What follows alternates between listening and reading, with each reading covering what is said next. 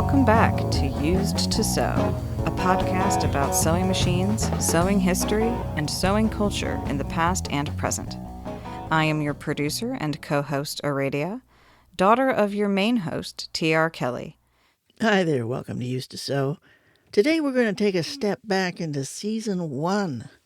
And we're going to take a really long episode and split it into two parts because, unfortunately, this one is still really relevant. It's the fast fashion and planned obsolescence episode. So we're going to go to the fast fashion part first, and we're going to talk about textile waste and poor quality clothing and poor quality fabric and the textile industry crash in the United States with outsourcing.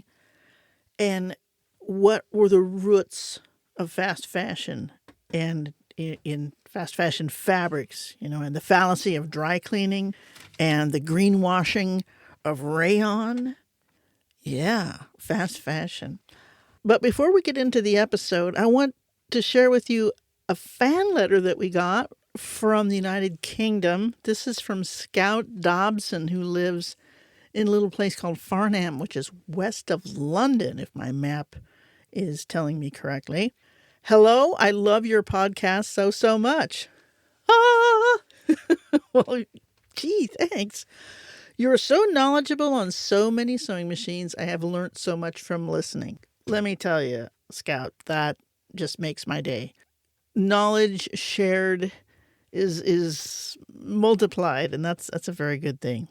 Scout continues, I'm very interested in historical sewing and fashion, especially the late 19th and early 20th century.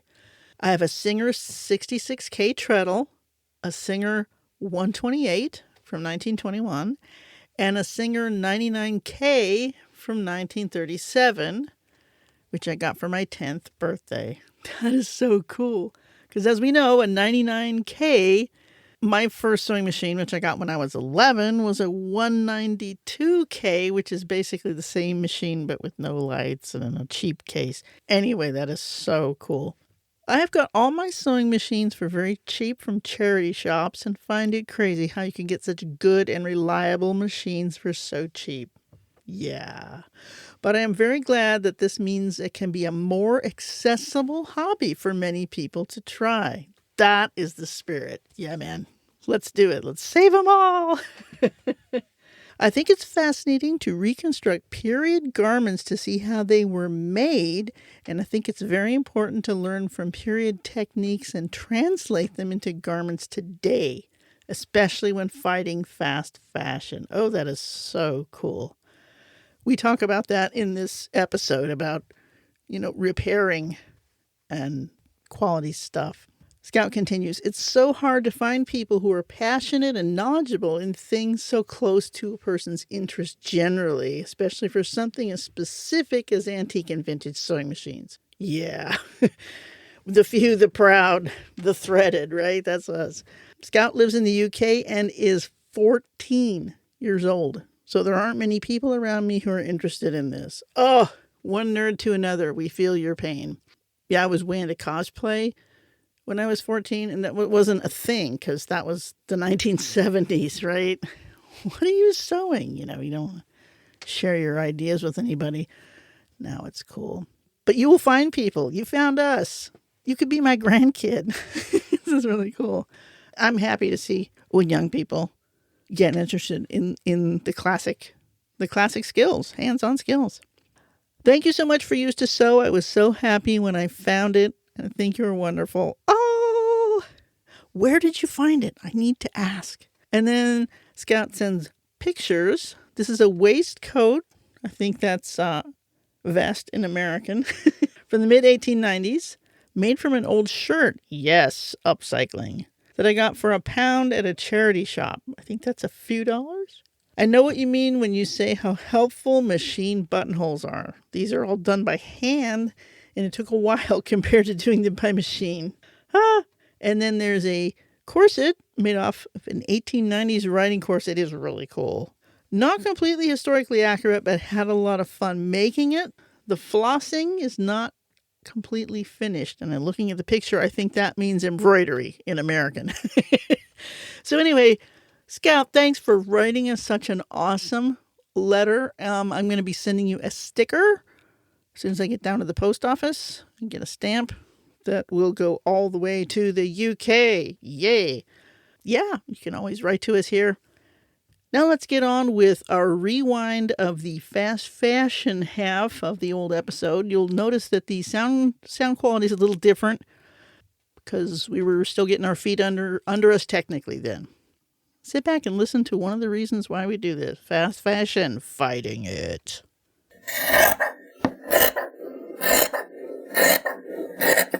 Welcome to Used to Sew. Today we are going to talk about two interrelated issues in the sewing and textile industry that we're talking about here, which is sewing machines and fabric and clothing, which goes with sewing machines, right? Because we've learned, why did we invent sewing machines? Because we want more clothes.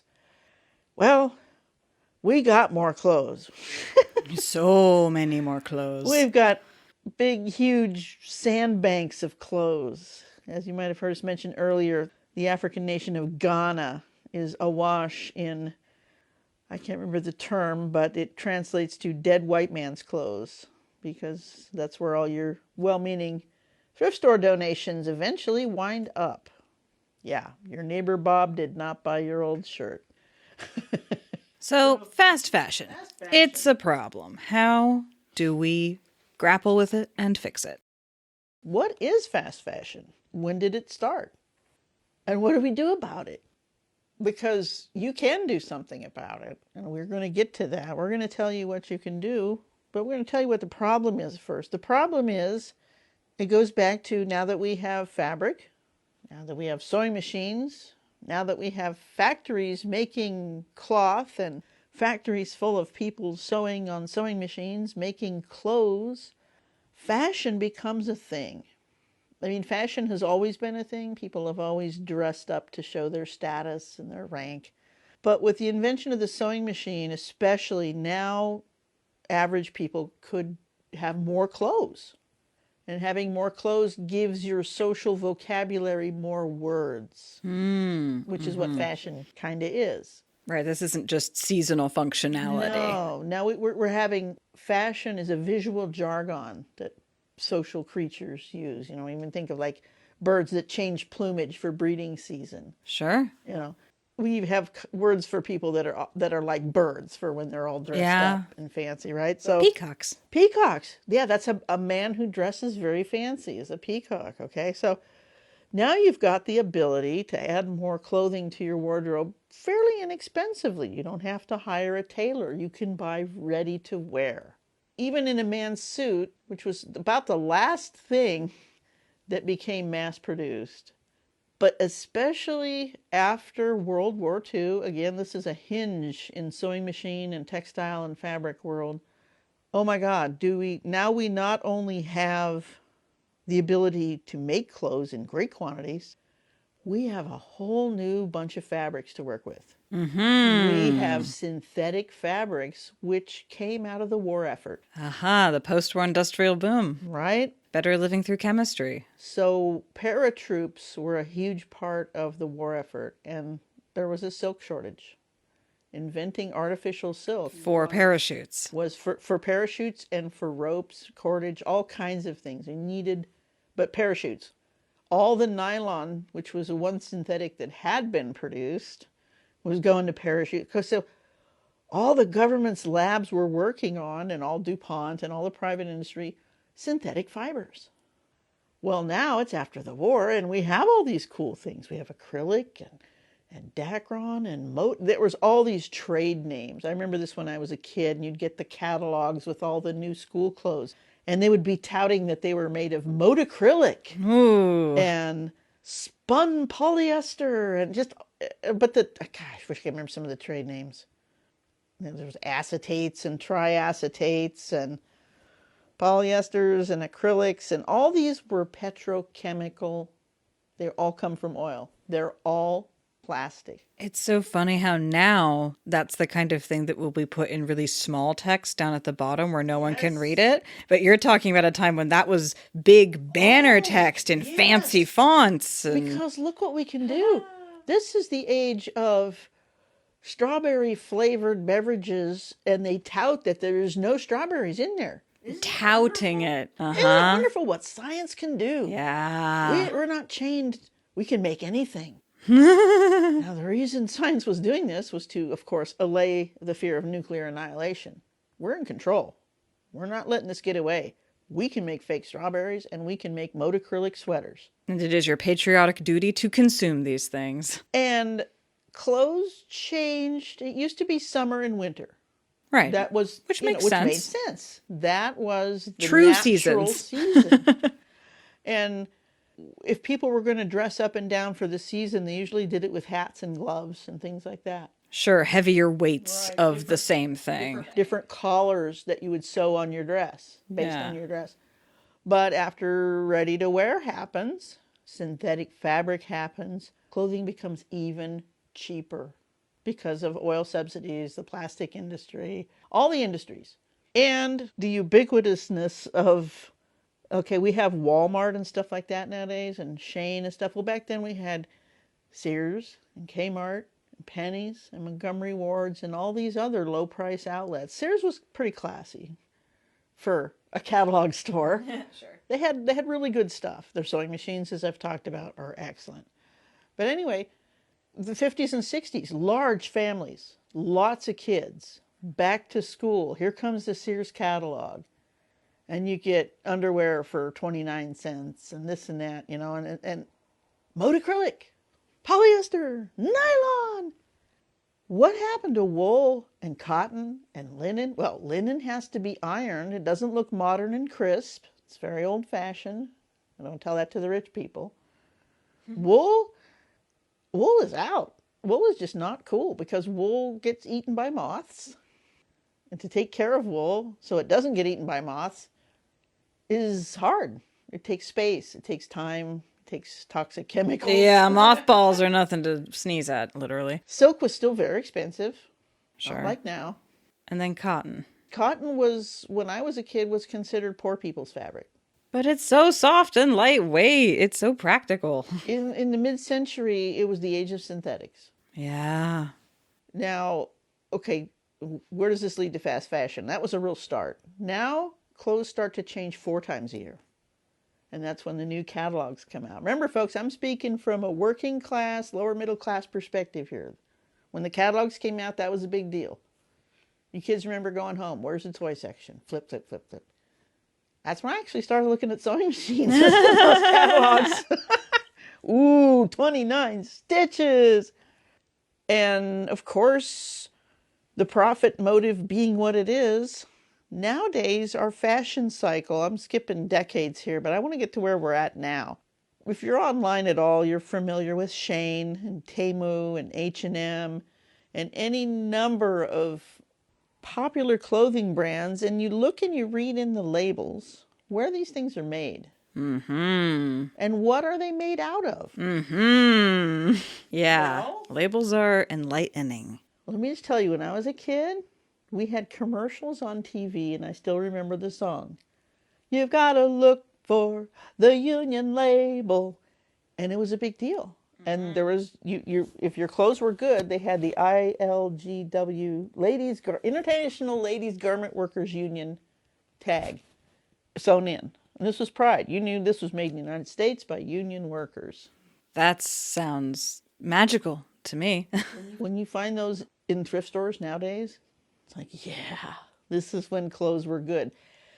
This is when clothes were good. You pick up a garment that's got that label in it, the fit and finish are excellent. The sewing is well done. The buttons don't fall off.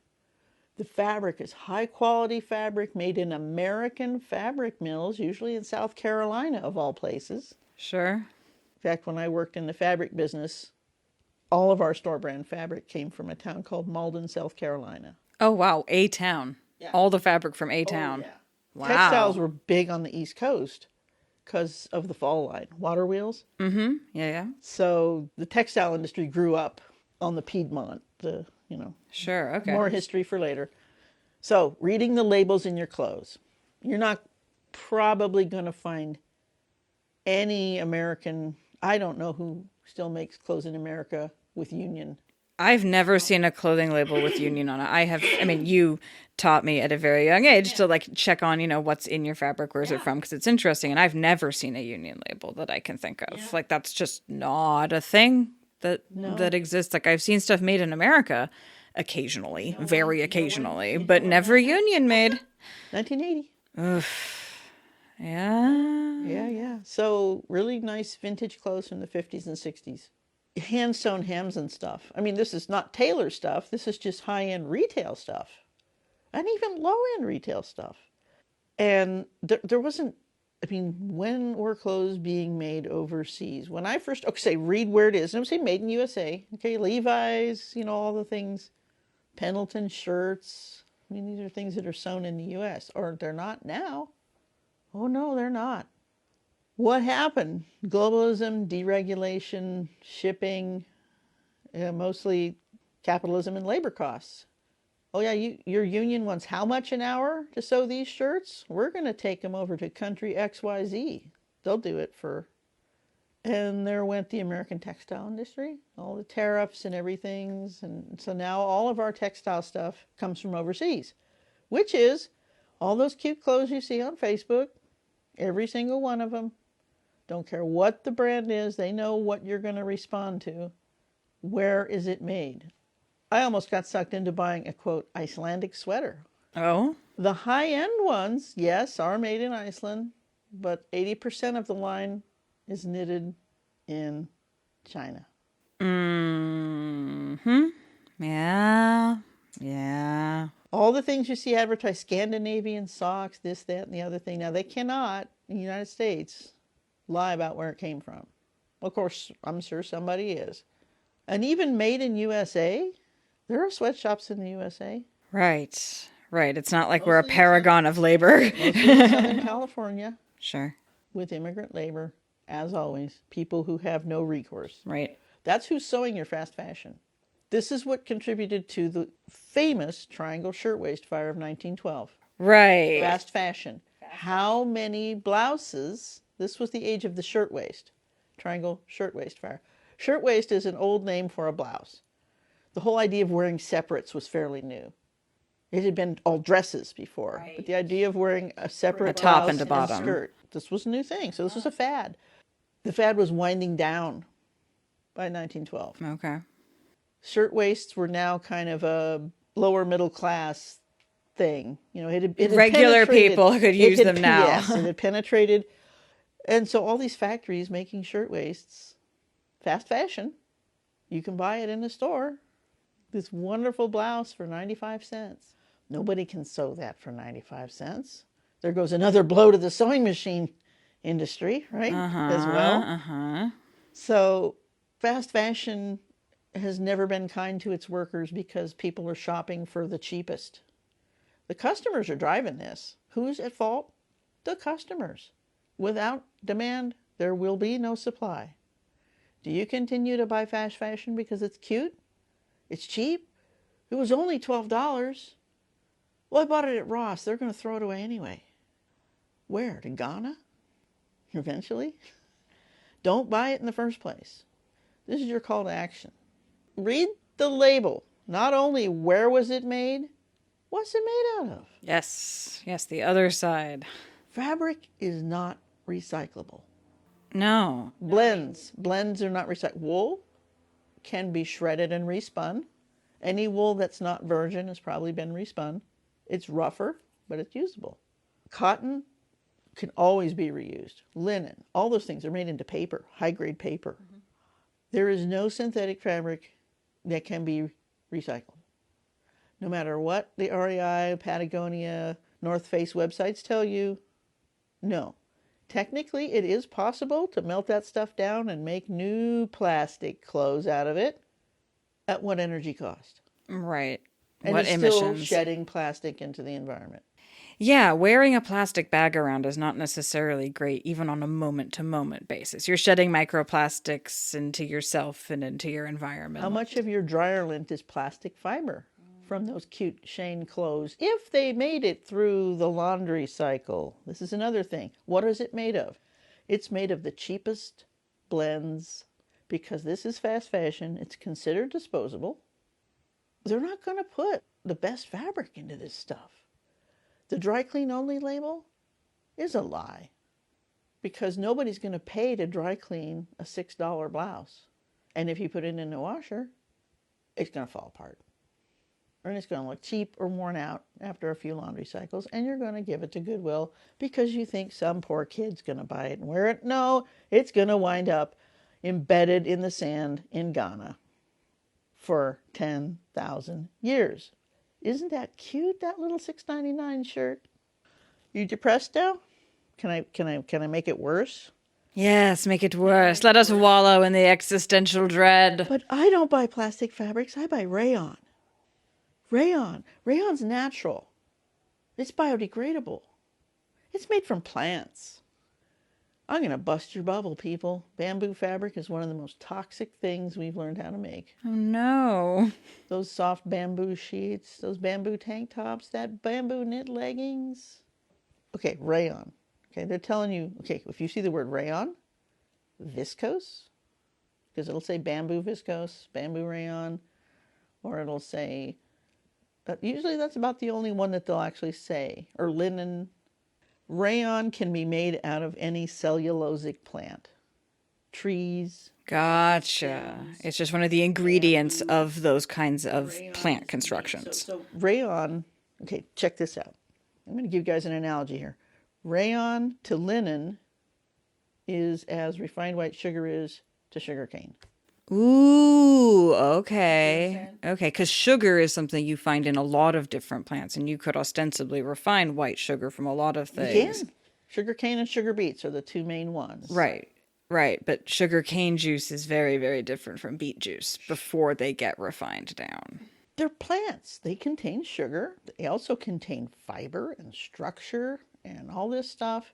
And to make refined sugar out of them, you press out the little special juice. The addiction, right? So in rayon, okay, you take these rough, scratchy, wrinkly fibers like linen. Okay, well, rayon came from, again, the war, the need for artificial silk. So we invented artificial silk. Okay, so you take your woody plants, your bamboo. Oh, but it's organic. It don't matter, because what happens next? They soak it in toxic chemicals, so many toxic chemicals. Oh, it's just horrid. People who are rayon workers to this very day, this is how rayon is made, and most all of it's made in Southeast Asia because bamboo, because cheap fibrous plants, because rainforest. Rayon workers are known for their horrific acid burns, alkali burns, chemical burns all over their arms, hands. They have breathing problems. Wow. Working in rayon factories to make this fabric. Yeah. No, Brandon, my husband, for everyone who doesn't know, my husband works processing data for the pulp and paper industry. And you're talking about things that also exist in the pulp and paper industry because these ingredients are just found in trees and they have to do mechanical and chemical processes to break the trees apart, get out that material that you can then make paper from. It's a very similar process up until some final steps. I hadn't realized, but that's exactly right. Yeah. That's exactly right. Paper and rayon, because if you do the burn test on fabric, if your piece smells like burnt paper and curls and burns quickly, it's rayon. Because it's basically the same thing. It's wearable paper. Wow, I hadn't thought of that, but you're so right. Okay, we're here learning with you today. And he only crunches data here in North America, so it's very different, in terms of its overall impact. It's different workers, different labor, all that. There's no regulations over there for that kind of thing. Yeah, no, not at all. Not at all. Just like for the labor of making the clothes, making the fibers is just as bad. The whole thing's bad.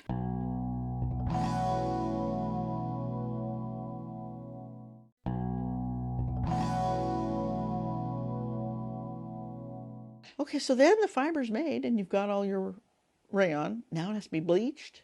Okay, that's a whole nother layer of toxin right there. Then it has to be dyed. Oh, dyeing is one of those. Oh. Oof. Oof, Oof. oof, oof. So yes, rayon, when you see it in the store, it drapes, it feels, it's very comfortable in hot weather, but it's fragile to take care of. It doesn't last long. There's ways to make rayon that are high quality, but most of what you'll find in the fabric store is not high quality rayon.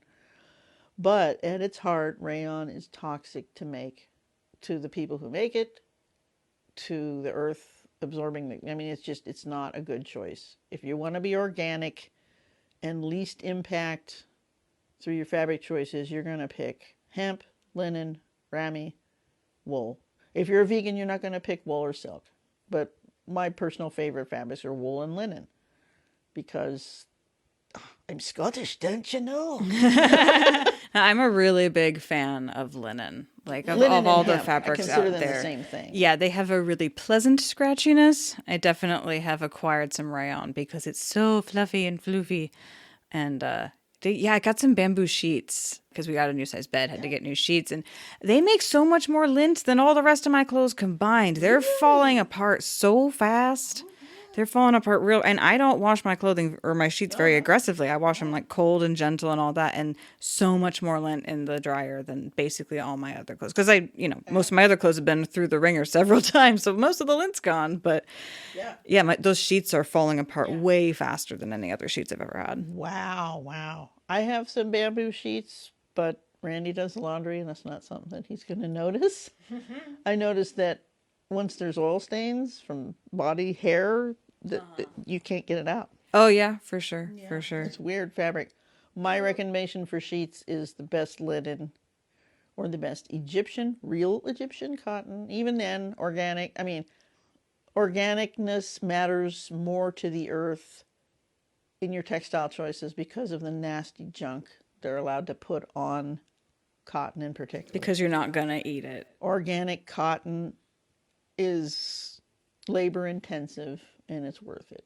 Yeah, so let me ask you something else about fabric. When you were talking about recyclability, I was thinking, of course, as a farmer, I was thinking about composting. Oh yeah. And like if you can take old fabric and put that, either into a bonfire or into nature for birds or into a compost pile, like there are ways to get rid of old fabric that is made from organic material that you can't with synthetic. There's also ways to get rid of synthetic fabric.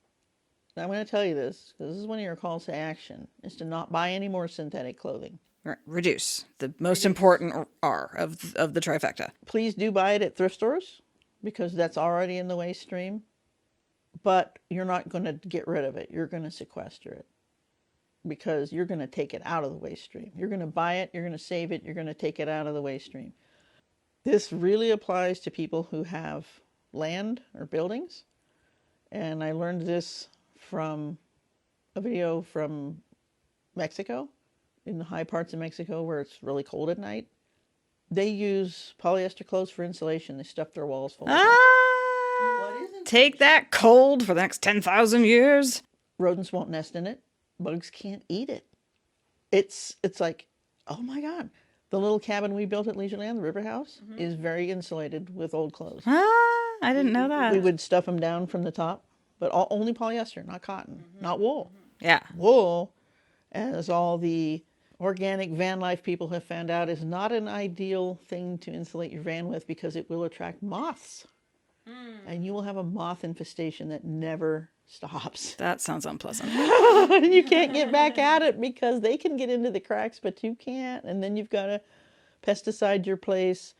So for insulation, there is enough polyester fabric on this planet for everybody to shred some. Take the buttons and zippers off. Cut it up into nice packable pieces. Put it in your walls. Put it in the walls of your barn. Insulate buildings that you didn't think you could afford to insulate. Not only are you getting rid of your polyester clothes, you're not buying new insulation. Right? Spending less on heating and cooling costs, all that good stuff. If you don't own your own land and you don't know where to put these clothes, I don't know what to tell you about that. I can't solve your problems. I'm just giving you one idea. And I'm telling you, don't buy any more. And if you do, Plan for its end of life. There is no a way. Right. Though with some, cotton garments. Oh, you were asking about compost. Okay. Cotton composts very well. Linen does too. It takes longer for the natural fibers. I don't actually know about silk. I'm sure it does because it's a protein fiber. And like wool, it will be attacked by moths eventually. Any of the hair fibers, alpaca, anything, because there is creatures to eat that. Invertebrates will be getting to it. Well, that's the whole point of decay. There has to be something that eats it. Right, right. Cotton and linen, I mean, if you've got, okay, here's an example. Moldy cotton. You're never going to get those stains out, and the fabric has been physically weakened. What do? It's great mulch. Put in your garden for soil texture, building. And you also said something about birds. Please, people, do not leave fabric out for birds. Please don't. Don't ever leave thread, fabric scraps. The smallest bit can get wrapped around their toes and cause amputation and death. If you want to put something out for birds, brush your dog. Dog hair's about the right length and strength.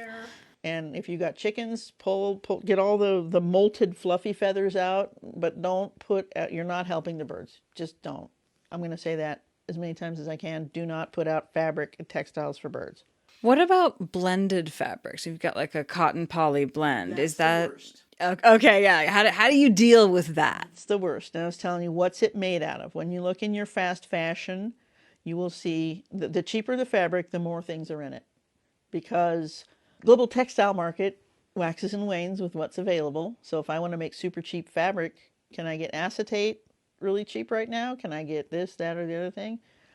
So I was going to buy a pair of wool leggings I saw on Facebook. And I clicked all through it. And yes, they have my size. It's another thing about fast fashion, they get you in. They got everybody's size. Because, right? I get to, what's it made out of? It's only 81% wool. And then nylon and spandex. Some other synthetic. So there were 3 synthetics in there. That's not going to recycle. I can't shred that up and that's not going to decompose. The wool will rot and all that other stuff is still there in a matrix. Like if you've ever, cotton poly t-shirts, 50-50. Cotton poly t-shirt, classic American thing. Go leave it outside for a few years. Bury it in the dirt. Just put some dirt over it, bury it. Dig it back up. What's left?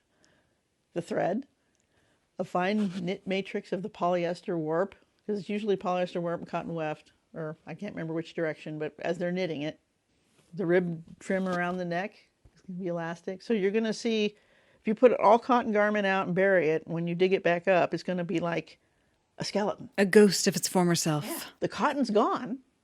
The earth took that back, but all the zipper, the polyester tape of the zipper, the polyester buttons, anything that's not, it's like, oh my God, what am I going to do? Well, you can wear unbleached wool shirts with horn buttons. That seems like a really practical plan for everyone. We can all just easily shift our wardrobes to that, It's, don't be beating yourselves up, folks. We have what we have. I just want you to have the knowledge to make choices about going forward. You cannot go back and fix what you did, and nobody's judging you about that. I wore mode acrylic skirts. I hated them too because they don't breathe. And oh my gosh, a lot of those awesome fabrics were fire hazards in the 60s. Yeah. Oh, there were so many terrible accidents and injuries from flammable fabrics and birthday candles, actually, in the 50s. The reason you would put a little bit of nylon in wool, and I can see this in socks, is then they don't stretch out of shape. Right, it gives them that spring back. But again, it's microplastics. It'll never go away. It'll get smaller than you can see it, but then micro creatures are eating it. Yeah. Now, right now, I am wearing crap for clothes, except for my shoes, which are hand felted out of wool. And they've got leather soles sewn onto them. But the thread is nylon. Yeah, then you're wearing leggings, which are very unnatural. Terrible. And I've got this 100% polyester knit skirt. This will be around long after I'm gone. And then a standard t-shirt. This is a 50-50 cotton poly t-shirt. My underwear, however, are completely biodegradable. Oh, no, they're not. They've got elastic. Oh, Aradia is taking out her. I just realized I could yoink the tag off my shirt. Yeah, this is a 50-50. So I'm wearing corduroy pants, 100% cotton. So that's 100% cotton, and that's fabric that I like scrounged and upcycled. So the pants are very righteous, but the shirt that I'm wearing, which is a shirt I thematically got for us, it's our common thread T-shirt. It is a 50-50 cotton poly. Where was it made? I believe it was made USA Strong, assembled in Nicaragua of U.S. components. That is what this is made of. We ship our stuff down there because they sew it cheaper. There's no International Ladies Garment Workers Union in Nicaragua. USA Strong. Oh, so many of them tried. Designed in USA was a big one. Yeah. A lot of people just put the flag on, but it's got to say, in this country, clothing has to be labeled with country of origin. Yeah. And with care. How do you take care of it? Dry clean only? If you didn't pay $200 for it, no. No, don't. Gentle clean, just cold. And also, like, that's the thing with if you wash your clothes on cold, it's better for the environment because, like, energy costs and your clothes wear out slower. I have learned my clothes have worn out much slower than some of my friends because I am very gentle. And also I hang dry because I like playing with wet laundry. And again, less energy demands. Oh, and no lint. Because lint is your clothes. Right, you told me that, and now I'm like, no, I gotta like gently urge the dirt out, but not the fabric. No, the mechanical laundry is devastating to your clothes. The wringer washer was way better as far as like how it treats your clothes. Squeezing, not the agitation and the friction wears out the fabric. You'll really see this on rayon. So like when I would sell people rayon, I'm like, are you going to make a garment with this? And it was usually a sundress or a shirt. Wash it on cold, wash it inside out, but don't put it in the dryer. Everybody's gone to the thrift store. Not anymore. They don't even bother to put them out anymore. Seen the wrinkled rayon mess. Oops. I hope honey doesn't see that. Toss.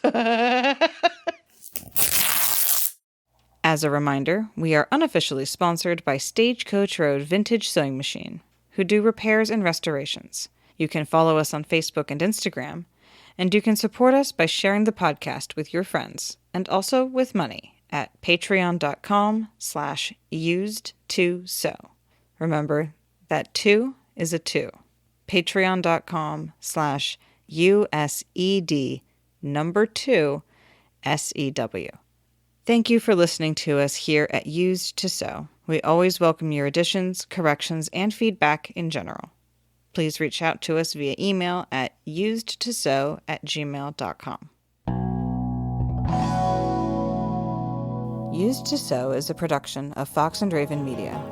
For more podcasts from Fox and Raven Media, visit our website at foxandravenmedia.com.